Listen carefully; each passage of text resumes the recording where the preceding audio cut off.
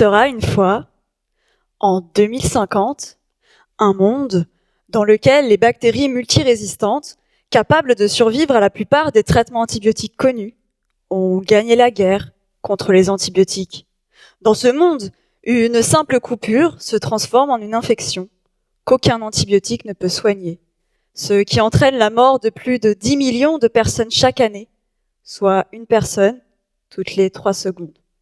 Pourtant, avant d'en arriver là, de nombreuses campagnes de prévention avaient été mises en place en France. Par exemple, 2022, les antibiotiques, bien se soigner, c'est d'abord bien les utiliser. Et 20 ans plus tôt, en 2002, les antibiotiques, c'est pas automatique. Et bien avant tout cela, Alexander Fleming, qui en 1928 a découvert le plus célèbre des antibiotiques, la pénicilline, nous avait aussi mis en garde par ces mots. La personne irréfléchie qui joue avec un traitement à base de pénicilline est moralement responsable de la mort de l'homme qui succombe à une infection par l'organisme résistant à la pénicilline. Depuis près de 100 ans, tous ces messages sont diffusés afin de limiter la surconsommation d'antibiotiques et donc l'émergence de bactéries résistantes. Et il nous rappelle aussi que les antibiotiques sont efficaces uniquement sur les bactéries et pas sur les virus. Malheureusement, tous ces messages ne sont pas suffisamment écoutés. Mais aujourd'hui, nous n'en sommes pas encore là et ces prédictions alarmantes peuvent toujours être prises en compte. En 2015, les bactéries résistantes ont coûté la vie à plus de 33 000 Européens. Parmi eux, 5 500 victimes en France, ce qui en fait le deuxième pays d'Europe où la mortalité due aux bactéries résistantes est la plus élevée. Et malgré ces chiffres, la France consomme encore trop d'antibiotiques. En effet, selon un rapport publié fin 2022 par le Centre de prévention et de contrôle des maladies, la France est le 5e pays d'Europe le plus consommateur d'antibiotiques, derrière la Roumanie, Chypre, la Bulgarie et la Grèce. Alors, pour que le 2050 que je viens de vous présenter ne devienne pas notre futur, de nombreux scientifiques œuvrent dans l'ombre afin de trouver de nouveaux moyens pour combattre les bactéries. Et si je vous parle de ces scientifiques, c'est parce que depuis 3 ans, j'en fais partie. Me voici donc devant vous, à 26 ans, pour vous parler de mes recherches scientifiques. Pour réussir à combattre les bactéries, il faut d'abord comprendre comment elles font pour survivre au traitement antibiotique. Lors d'une infection bactérienne, c'est-à-dire lorsque notre corps est attaqué par des bactéries, notre système immunitaire intervient afin de nous défendre contre ses ennemis. Cependant, lorsque nos défenses ne sont pas suffisantes, des antibiotiques sont prescrits. Ces derniers sont des molécules naturelles ou synthétiques qui vont permettre de tuer les bactéries ou de les empêcher de se multiplier. S'engage alors une bataille féroce entre antibiotiques et bactéries. Certaines, dites sensibles, vont être tuées par l'antibiotique. D'autres, en revanche, vont prendre les armes pour se protéger. Ce sont les résistantes. Elles vont pouvoir continuer de se multiplier malgré la présence de l'antibiotique grâce à une modification de leur ADN. Le résultat de cette modification va permettre d'empêcher l'antibiotique d'agir, soit en bloquant son entrée à l'intérieur de la bactérie, soit en modifiant la cible sur laquelle l'antibiotique devait agir, ou bien en détruisant l'antibiotique, ou encore en le repoussant à l'extérieur de la bactérie. Mais les bactéries résistantes ne sont pas les seules à lutter contre les antibiotiques. Il y a aussi celles qui plongent dans un profond sommeil. Ce sont les persistantes. Ces bactéries persistantes ont été mises en évidence en 1944 par Joseph Bigger, un scientifique irlandais. Il s'est aperçu qu'en traitant une population de bactéries, pourtant sensibles à la pénicilline, une partie de cette population survivait et pouvait recommencer à se multiplier à l'arrêt du traitement. Et il les a nommés les persisteurs. Ainsi, en cas d'infection, les bactéries persistantes s'endorment et attendent patiemment que le patient arrête son traitement antibiotique pour se réveiller et le réinfecter. Ces bactéries persistantes participent donc à l'échec des traitements et à la récidive des infections. Et vous me direz peut-être, c'est facile, si elles s'endorment, c'est qu'elles ont mangé une pomme empoisonnée ou qu'elles se sont piquées sur une aiguille ensorcelée. Mais si ces affirmations sont valables pour Blanche-Neige et la Belle au bois dormant, pour les bactéries, c'est un peu plus compliqué.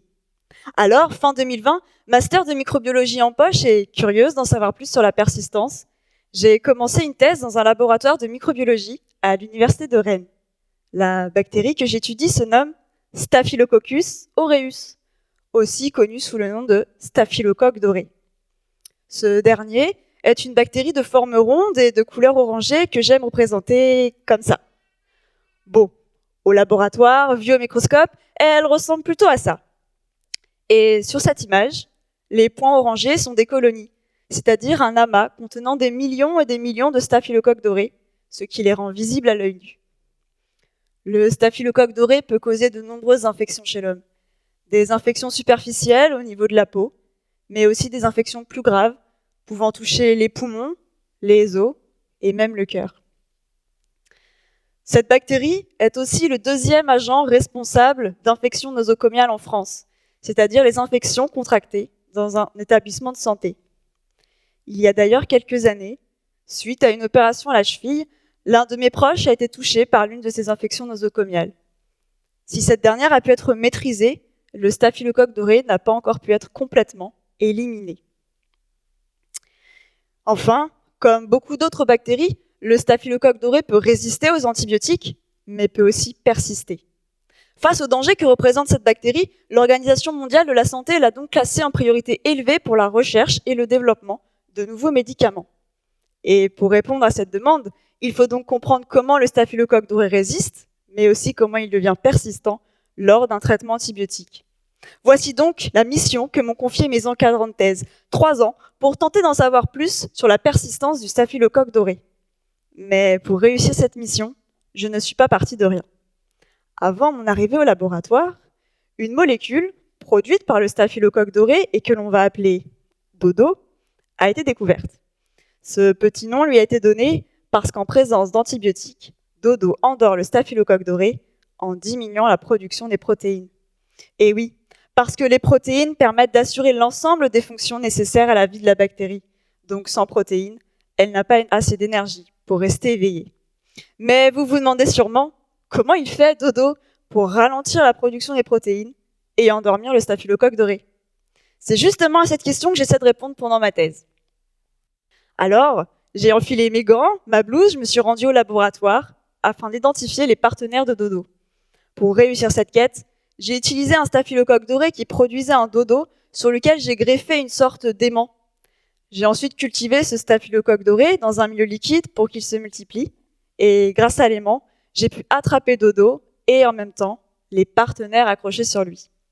Après plus d'1 an de travail, j'ai identifié 11 partenaires interagissant avec dodo. L'un d'eux a particulièrement retenu mon attention. Lorsqu'il est seul, sans dodo, ce partenaire est impliqué dans la construction de l'usine qui fabrique les protéines nommées le ribosome. J'ai donc comme hypothèse qu'en se fixant sur ce partenaire, dodo va l'empêcher de construire le ribosome, ce qui va causer une diminution de la production des protéines et transformer le staphylocoque doré en belle au bois dormant. Si mon intuition est la bonne, j'ai espoir qu'en trouvant le moyen d'empêcher dodo d'interagir avec ce partenaire, cela permettra peut-être de bloquer la formation de staphylocoque doré persistant lors d'un traitement antibiotique. Cependant, 3 ans de thèse ne suffiront pas et beaucoup d'autres années de recherche seront nécessaires pour répondre à cette hypothèse. Entre résistance et persistance, les bactéries ont développé de nombreux mécanismes pour survivre au traitement antibiotique, ce qui menace la santé mondiale. Si la résistance est un phénomène bien connu, pour la persistance, beaucoup de choses restent encore à être découvertes. C'est pourquoi, pour le développement de nouveaux médicaments, il faut donc s'intéresser aux bactéries résistantes, mais aussi aux persistantes. Et pour éliminer spécifiquement ces bactéries, les scientifiques envisagent 3 stratégies. La première, les tuer durant leur sommeil en identifiant des cibles différentes, des cibles sur lesquelles agissent les antibiotiques actuels, puisque ces derniers ne peuvent pas tuer les bactéries en sommeil. La deuxième, les empêcher de s'endormir, en ciblant des mécanismes moléculaires impliqués dans leur endormissement, comme par exemple en ciblant dodo. Mais le défaut de cette stratégie, c'est qu'au sein d'une seule bactérie, les mécanismes lui permettant de s'endormir sont nombreux et redondants, et qu'il est donc difficile de tous les arrêter avec un seul médicament. Et la troisième stratégie, ce serait de les réveiller pour qu'elles recommencent à se multiplier et que les antibiotiques puissent les tuer. Finalement, J'aimerais, comme dans tous les contes de fées, terminer cette histoire par « Nous vivrons heureux et aurons beaucoup d'enfants ». Mais vous l'aurez compris, face à la réalité qui se cache derrière les célèbres slogans des campagnes de prévention, cette fin n'est pas garantie. Voici pourquoi une prise de conscience collective sur les dangers que représentent ces bactéries capables de survivre aux antibiotiques est nécessaire. Voici pourquoi les scientifiques, dont les doctorants, se lancent dans des recherches souvent longues, parfois infructueuses, afin de mieux comprendre l'antibiorésistance, mais aussi l'antibiopersistance. Voici pourquoi ces scientifiques n'hésitent pas à sacrifier et passer certaines de leurs soirées, de leurs week-ends ou de leurs jours fériés au laboratoire pour faire avancer les connaissances scientifiques qui participeront peut-être à empêcher les bactéries de gagner la guerre contre les antibiotiques et à éviter que 2050 ne devienne le début d'un conte meurtrier.